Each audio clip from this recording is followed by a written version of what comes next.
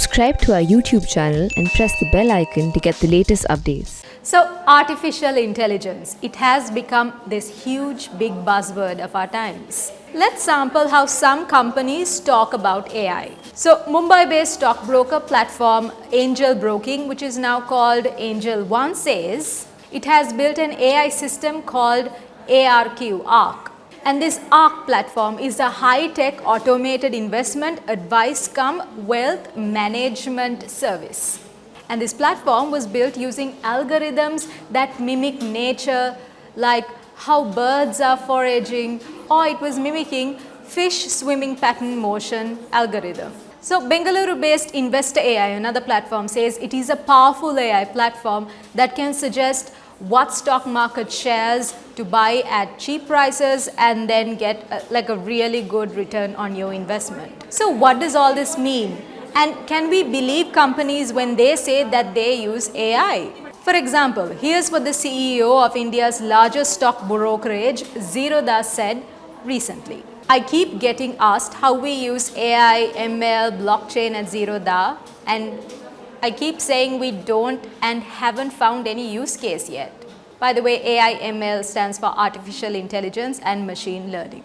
The Zerodha CEO then shared what Zerodha's Chief Technology Officer had said. He says SEBI, the capital markets regulator, runs a quarterly AI ML survey where they seek data on AI ML usage from every broker in India. The last time we'd spoken to the team that handled this at SEBI, they'd said that no broker had reported any usage despite many openly advertising AI-powered technologies. I am strongly inclined to say that most of the claims of being powered by AI is superfluous marketing, pure hogwash.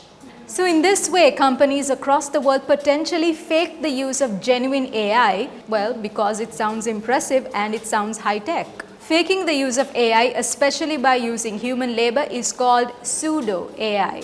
For example, there was a startup in California, there still is a startup called KiwiBot that has robots to do food deliveries. However, these robots are not fully autonomous. They should have been if the robots were truly intelligent. In 2019, a media report said there are remote workers based in Colombia, another country, who directs the robots every 5 to 10 seconds on where the robot should be going. Even in 2021, the robots have been improved, but the company says the robots are still semi-autonomous. In 2018, a publicly listed Chinese company, iFlyTech, used AI for voice recognition and to translate speech from one language to another. And this company was accused by a human interpreter of passing off his own work translating languages as the work of a machine. Then there are online calendar scheduling services like X.AI and Clara Labs, where it wasn't an intelligent software program that was actually scheduling the appointments, but instead it was humans, people doing that work. So now is a really good time to understand what is AI and what is not AI.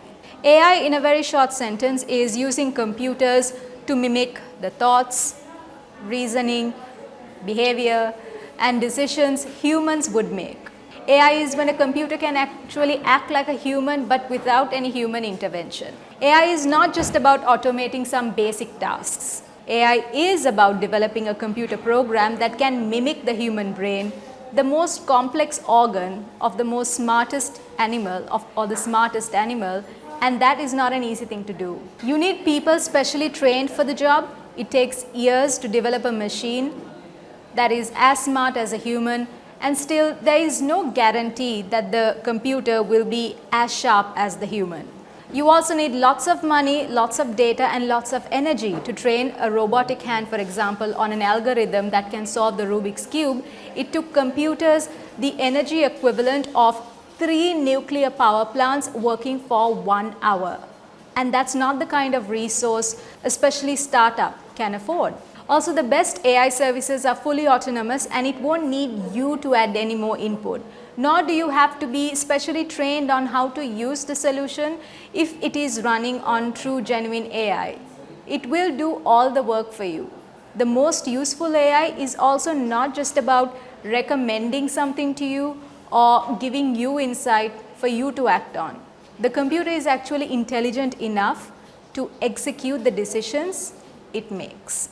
In addition to companies faking the use of AI, there are companies using AI when it is not even established how useful it is.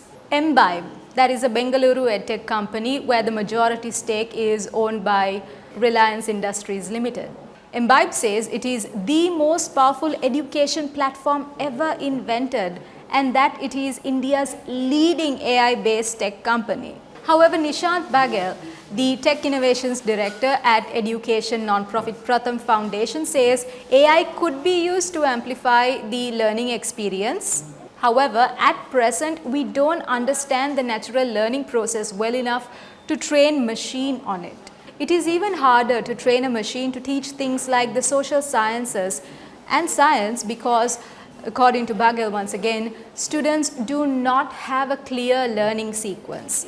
So, how do we properly code a software program to teach a human something that has no clear learning structure to it? Even in the climate and environment sector, there are companies like Gurugram's Blue Sky Analytics that collects data from numerous satellites owned by NASA, the European Space Agency, and various private providers before doing multiple levels of processing and advanced analytics on it through its proprietary artificial intelligence enabled infrastructure. Now, impressive as that sounds, applying AI to tackle climate change may not be effective at saving the planet, at least not right now. Karthik Ganesan, Fellow and Director of Research Coordination at Delhi's non-profit think tank Council on Energy, Environment and Water says, we are still some time away from having all human activity being monitored by satellites. This means that AI companies relying on satellite data may not be coming up with the most accurate picture of the planet right now. In fact, what Ganesan says about there being much room for conventional computing methods to yield benefit before resorting to advanced tech like AI applies to all sectors. There are conventional computing methods like physics-based models or statistical approaches, not to be confused with AI by the way, that sufficiently get the job done, be it trying to identify how polluting gases spread in the atmosphere, or in politics to understand how voters feel and why and who will win elections. So the next time you hear a company say it uses AI, be cautious because it really might not be AI. For The Print, this is Regina Mindukulasuriya.